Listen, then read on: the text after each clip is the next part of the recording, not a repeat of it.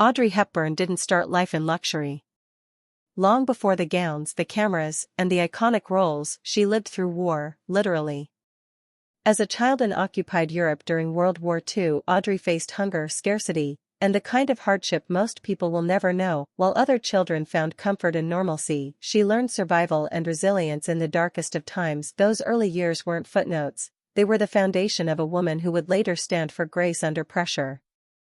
When she first arrived in London after the war, she was thin, unpolished, and unknown, but she had something the industry rarely teaches: authenticity. Audrey didn't try to be glamorous, she simply was. She trained as a ballet dancer, pouring every ounce of discipline into her body and posture, yet fate had other plans. Years of war had stunted her growth, and the ballet world, a world already built on ideal proportions, closed its doors to her.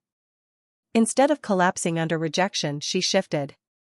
She chose film not because it was easy but because it was an opportunity to be seen for who she was, not who she wasn't.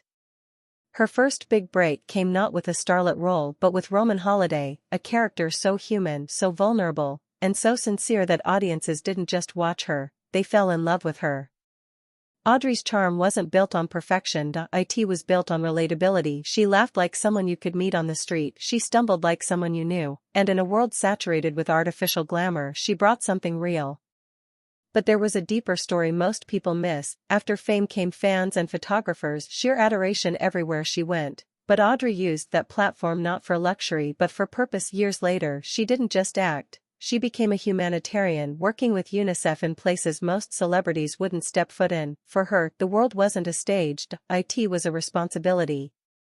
And the cost of that choice was more than emotional. It was personal. She saw suffering not from the outside but from the inside. She saw children with nothing and chose to use her influence for dignity, not just applause.